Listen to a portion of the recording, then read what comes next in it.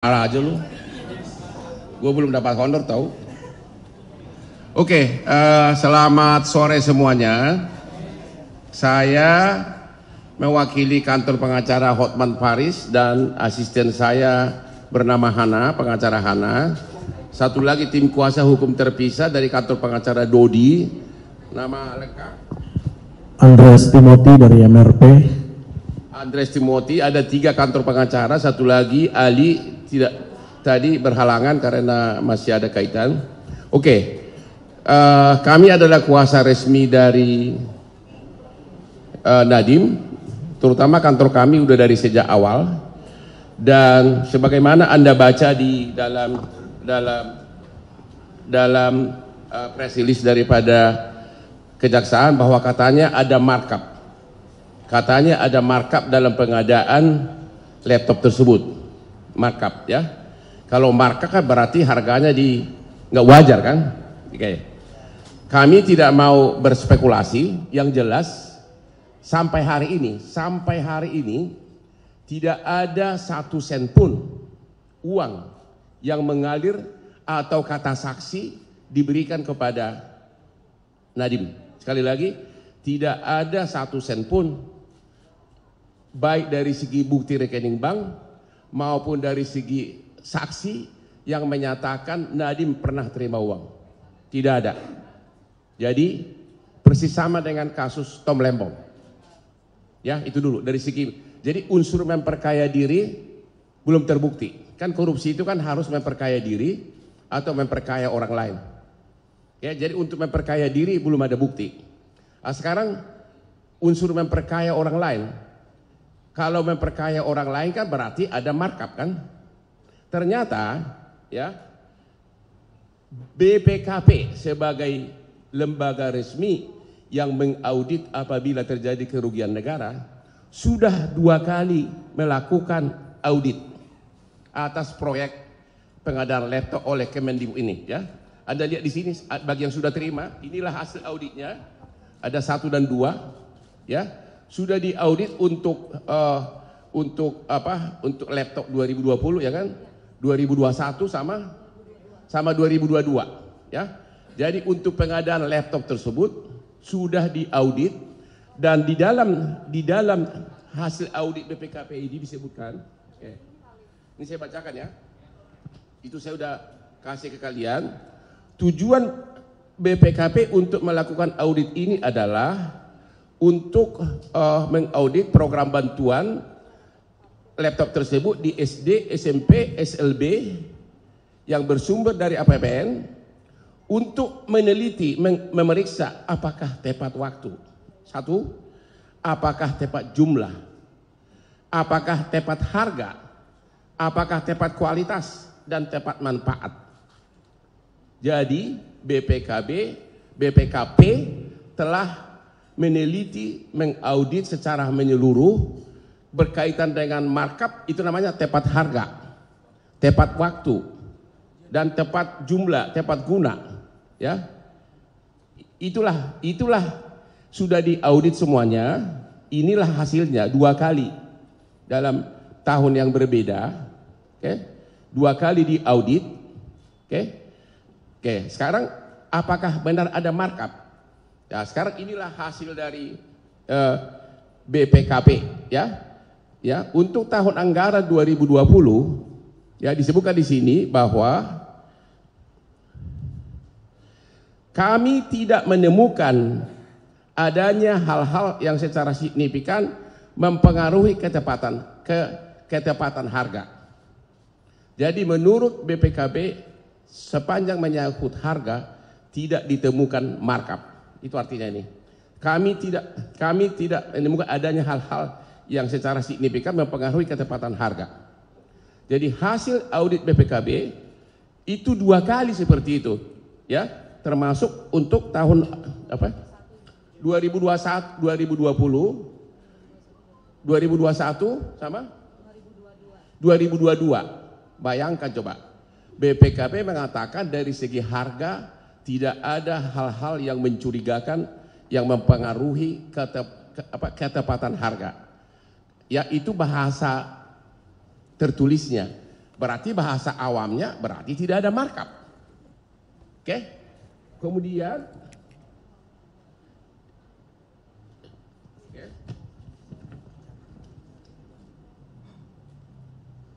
itu jadi dalam 2 kali audit dilakukan oleh BPKP yang itu kami udah kutip di situ, semuanya disebutkan bahwa tidak ada.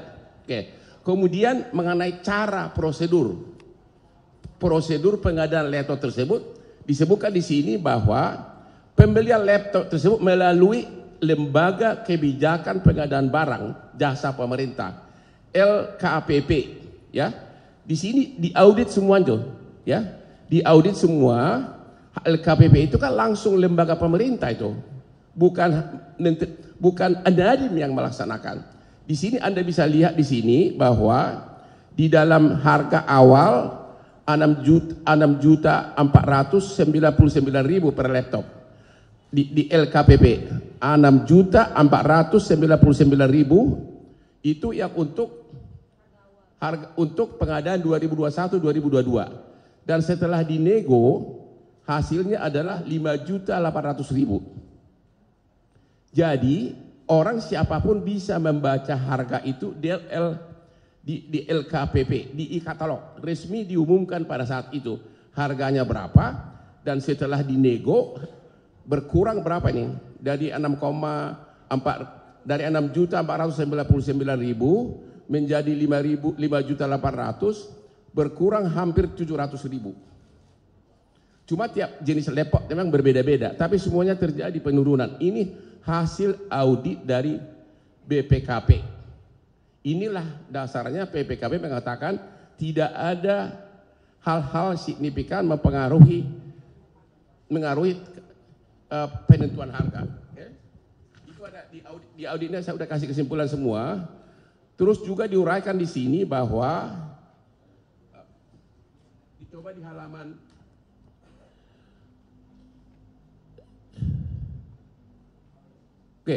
di halaman 3 disebutkan sudah pemanfaatan Chromebook tersebut sudah 95%, guru 86%, kepala sekolah 57%. Jadi hasil audit ini dilakukan di 22 provinsi, ya.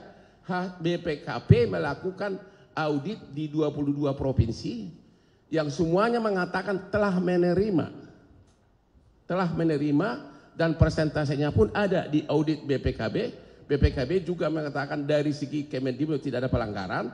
Memang yang nyampe itu ada yang rusak, ada yang tidak bisa dipakai oleh orang sana, tapi dari segi pengiriman barang dari pusat sudah sah semuanya.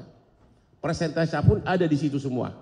Jadi dari segi mengatakan bahwa itu bukan barang yang tepat, ternyata memang tepat, ya. Ini dari hasil audit ya, saya bukan ngomong saya pribadi ya. Kemudian ada lagi hasil BPKP di sini. Oke. Sekarang ada tuduhan tentang 3T, pasti wartawan nanya itu. Ya, apa kepanjangan 3T?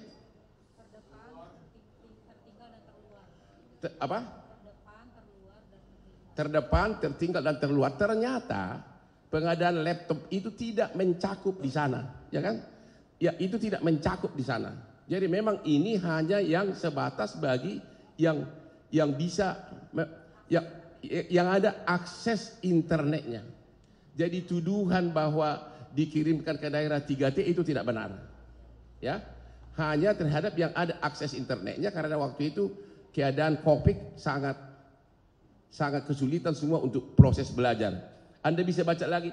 Apa yang kami kutip ini adalah sebagian besar sepanjang menyangkut kerugian harga itu murni dari, bukan kata-kata saya loh. Ya. Jadi jangan bilang bahwa saya sebagai pengacara merekayasa ini. Yang jelas tidak ada pelanggaran apapun baik dari segi prosedur, penentuan harga dan tepat waktu dan penerima. Itu dari BPKP. Oleh karenanya kalau tidak ada pelanggaran dari segi harga, tidak ada markup, berarti unsur korupsi sudah gugur. Karena tidak ada korupsi kalau tidak ada kerugian negara. Tidak ada kerugian negara kalau tidak ada markup. Ini BPKP loh. lembaga yang satu-satunya yang memang berhak memberikan opini apakah ada kerugian negara atau tidak. Nanti pun di pengadilan tanpa BPKB, tanpa ada surat audit dari BPKB tidak akan ada perkara korupsi. Itu ya.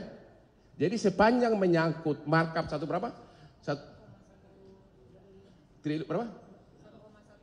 Sepanjang menyangkut markup 1,1 triliun tentang harga laptop itu sudah dijawab di sini, tidak ada.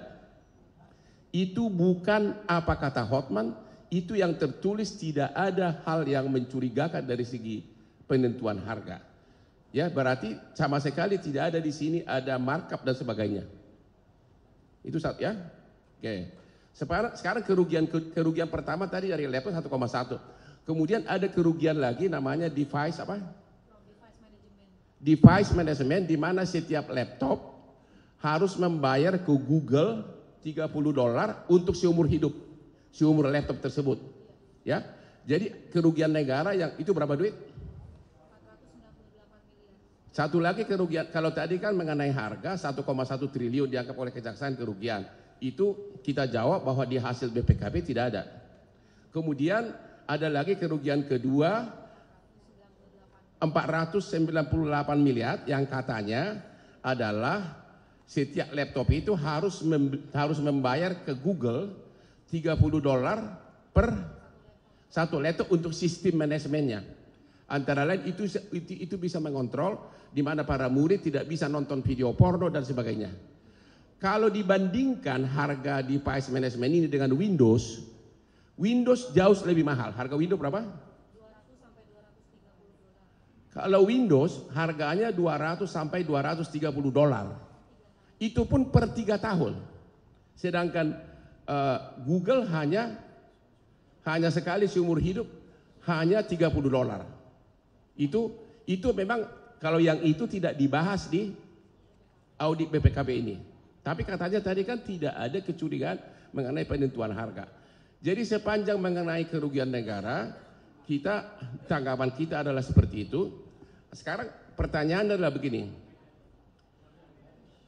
Yang menerima waktu yang membayar ke Google itu adalah vendor. Vendor yang membayar kepada Google untuk dicantumkan Chromebook sistem device manajemennya dalam laptop, dan kemudian vendor itu kemudian ikut dalam LKPP itu menjual barangnya. Jadi yang membayar ke Google itu adalah bukan Kemendikbud, tidak ada kaitan sama sekali. Yang membayar device management itu ke Google bukan kementerian, tapi vendor swasta yang dalam rangka untuk membuat laptopnya lengkap, maka dia beli device management yang sistem dijual oleh Google, yang Google jauh lebih murah ya. Jauh lebih murah dari Windows. Ya. Itu jawaban kita terhadap kerugian negara yang kedua 498 miliar. Nah, pertanyaannya begini lagi. Ini yang paling sensitif. Ada yang mengatakan Google itu kan karena ada kaitannya dengan Nadiem. Begini. Google itu jauh sebelum Nadiem menjabat sebagai menteri sudah 4 kali investasi di Gojek, di Goto ya namanya, ya. Sudah 4 kali dalam tahun-tahun jauh sebelum dia jadi menteri, dan itu adalah melalui penjualan saham di bursa. Terakhir tahun 2020, dan pada saat itu sahamnya si Nadiem sudah kurang dari 1%. Ada itu di daftar di situ kita kasih. Jadi pada waktu itu Nadiem yang membawa teknologi Gojek ke Indonesia, yang sekarang ini membuka lapangan kerjaan mungkin bagi ribuan saudara-saudara kamu yang jadi supir Gojek ya, dialah yang membawa itu. Cuma sesudah dia bawa banyak tergiur sehingga udah lama dia jual sahamnya ke orang lain. Dia tahun 2020 ada berapa saham dia? 3,4. Coba ini saham dia nih, dan ini adalah resmi di bursa. Sahamnya Nadiem Di Gojek tahun 2019 cuma sisa 3,6%, 3,4%. Tahun 2020 pada saat Google itu mulai bertransaksi dengan para vendor, saham dia cuma 3,4%. Kemudian sekarang ini kemudian berkurang terus sampai sekarang cuma kurang dari 1%. Dan Nadiem tidak pernah jual saham ke Google karena Google masuk selalu melalui isu saham di bursa. Jadi tuduhan bahwa seolah-olah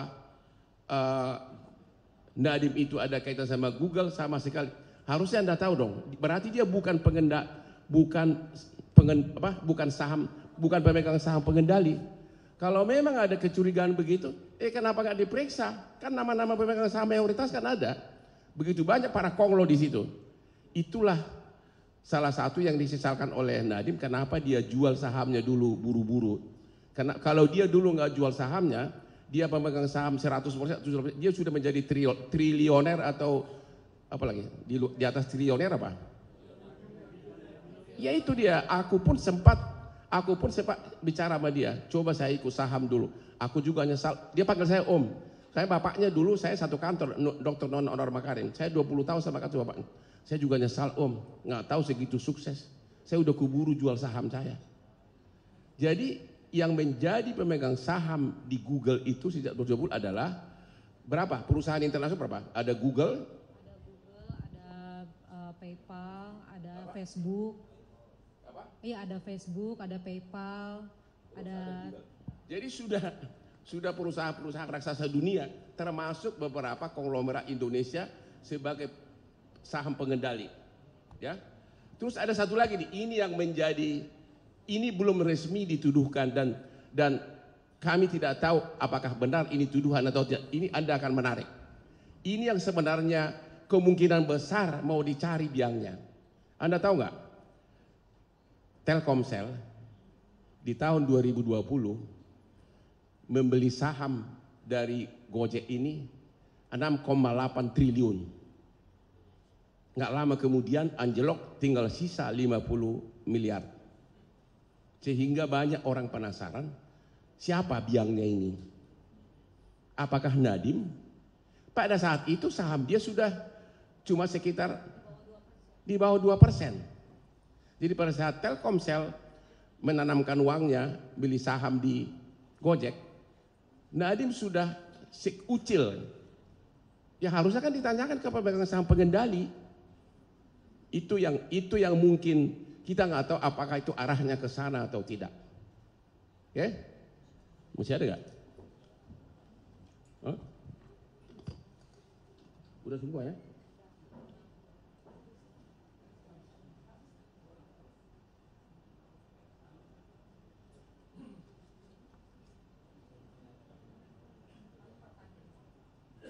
Apa? Lalu.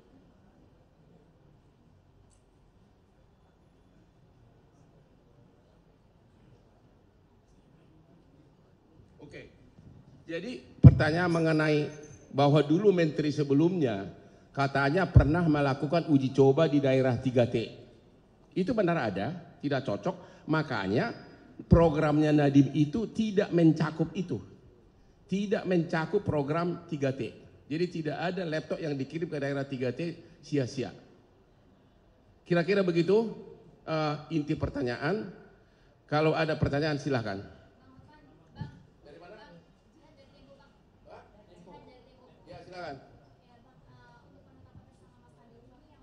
Ada mic gak sih? Nggak ada ya? Untuk penetapan tersangka yang dipersoalkan kejaksaan ini pertama kan Mas Nadiem ini dituding membuat kesepakatan dipilihnya Chromebook jauh sebelum pelaksanaan pengadaan itu di Mendikbud. Kenapa? Dalam penetapan tersangka Mas Nadiem ini, kejaksaan ini menuding bahwa Mas Nadiem ini membuat pertemuan dengan Google pada Februari dan April 2020. Waktu itu kayaknya perwakilannya Kau yang jawab. Putri Ratu Alam sama Muriel Makarim. Oke. Di situ, bentar Bang, Ya. disebut di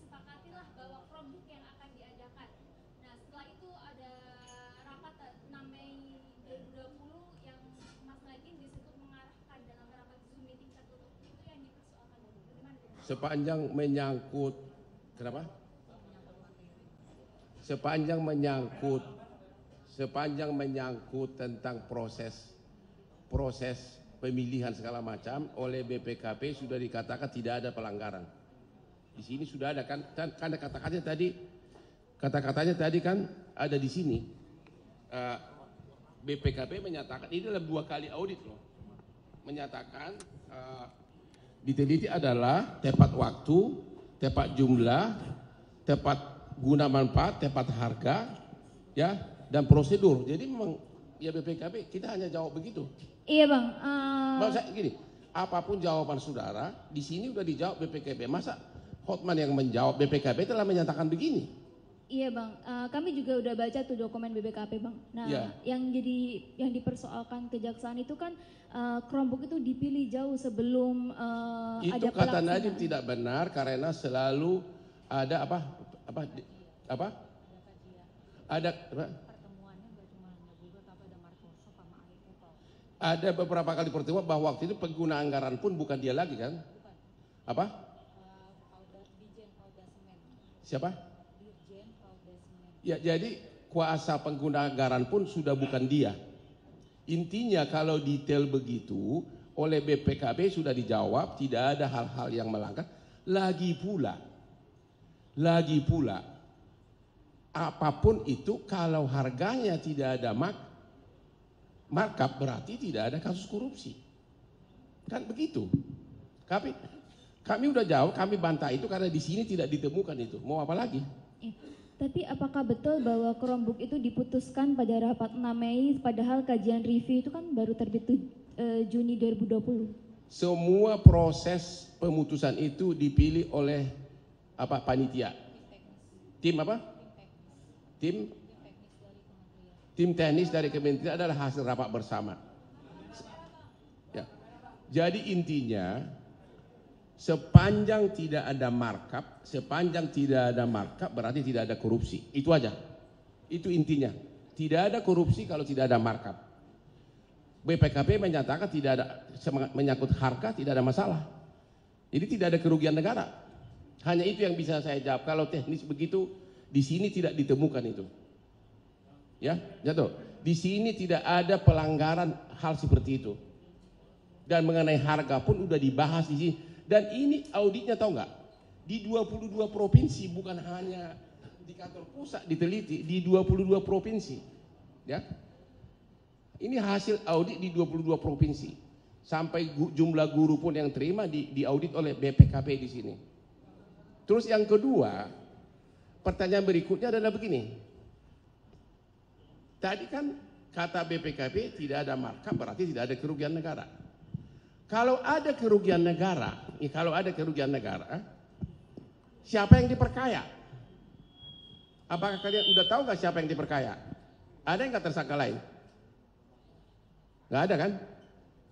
Sampai hari ini belum ada pengusaha vendor itu yang jadi tersangka. Sampai hari ini belum ada. Ya terus kenapa buru-buru ditahan? Tidak ada uang masuk ke si Nadiem. Dan juga tidak ada bukti uang itu masuk ke vendor. Karena vendor belum ada yang ditahan karena diperkaya. Kan unsur korupsi kan begitu. Memperkaya diri dan atau memperkaya orang lain. Yang diperkaya siapa? Sampai hari ini belum. Harusnya kan kalau ada yang melakukan korupsi berarti ada yang diperkaya. Dan itu harus ditahan. Sampai sekarang belum ada. Silakan.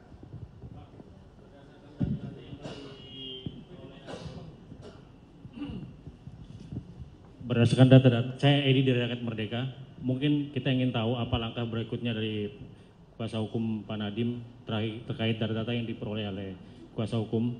Yang kedua adalah KPK juga ada rencana juga untuk mentersangkakan Pak Nadiem. Ini gimana Bang?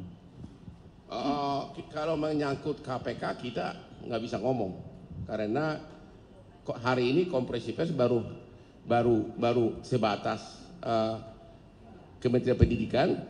Tapi saya pernah tanya kepada Nadiem, kasus KPK kenapa? Itu malah saya makin jauh katanya. Dia jawabannya begitu. Itu malah saya sama sekali nggak terlibat langsung katanya. Itu jawabannya dia begitu. Makanya waktu dia diperiksa KPK pun kita nggak pakai bahas, malah nggak pakai brief sama pengacara. Tenang aja, gue nggak ada kaitan sana. Itu aja jawaban dia. Ya. Jadi sekali lagi, kalaupun ada soal siapakah yang menunjuk atau apakah yang menunjuk, tapi kan ini kan laptop ini dimasukkan di LKPP, ya, resmi masuk dalam lembaga yang pengadaan yang resmi menurut peraturan pemerintah. Harganya pun ada di situ, ya, yang benar-benar independen. Mana tadi itu? Ada berapa? Di halaman berapa? Oke. Jadi harga itu laptop semuanya ada resmi diumumkan LKB, Lembaga Kebijakan Pengadaan Barang Jasa Pemerintah, di e-katalognya yang bisa dilihat semua orang, dan di situ ditentukan harga awal berapa, harga negosiasi berapa, itu di halaman 2 ada. Intinya kalau tidak ada dibuktikan ada markup, maka tidak ada perkara korupsi. Itu aja. Soal mengenai prosedur yang lain, ya menurut KPK tidak ditemukan, tidak ada disebutkan di sini, kan ini audit kan. Tapi mengenai detailnya nanti susah kita bahas di sini, terlalu panjang ceritanya. Tapi nggak ada di sini, ya. Mengenai prosedur sekiranya pun ada, tapi kalau nggak ada kerugian negara, nggak ada korupsi.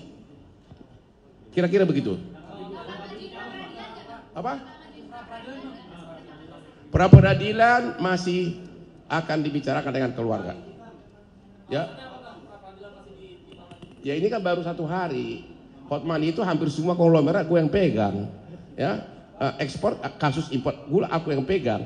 Kasus siapa di sini bosnya iNews sama MNC gue yang pegang. Dan saya sekarang 2 lagi ada yang besar masuk. Tahu apa? 2 bosnya Sritek gue yang pegang nanti pidananya. Aku udah ditunjuk oleh 2 direksi keluarga Sritek. Abang adik sudah menunjuk Hotman Paris.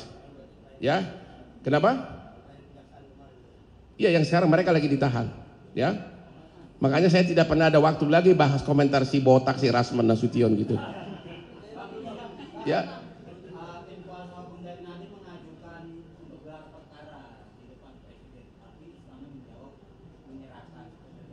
Siapa yang jawab?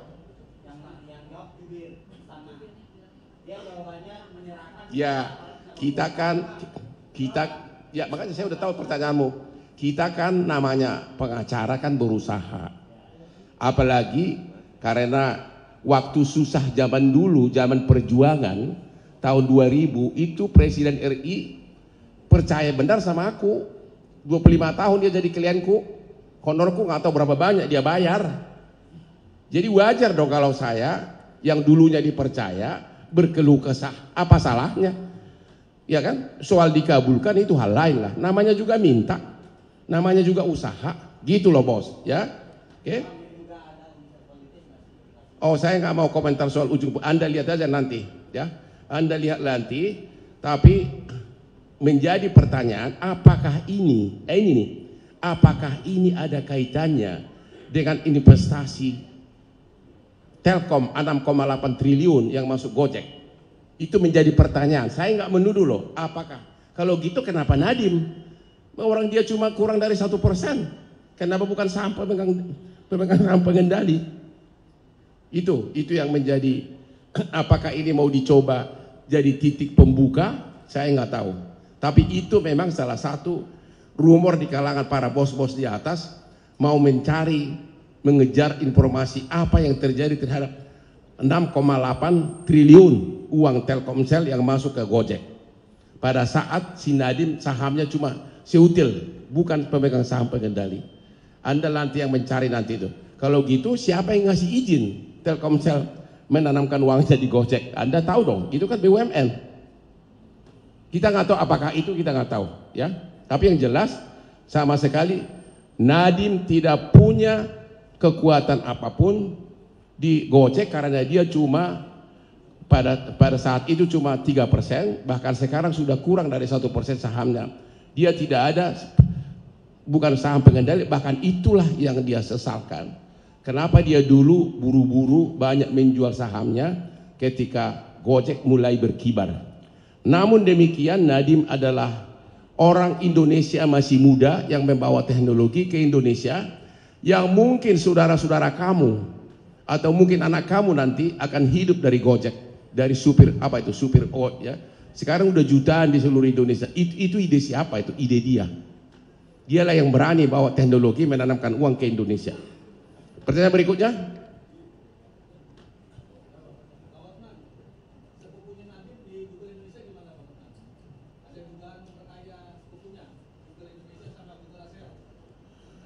Google itu kan perusahaan raksasa dunia, mana ada istilah, emang kayak di kampung kamu bisa diperkaya? Google itu perusahaan sepupu dunia, sepupu dia yang mana? Kalau memang ada, kenapa nggak jadi tersangka? Google itu perusahaan raksasa dunia loh, mana mungkin ada istilah sepupu-sepupu.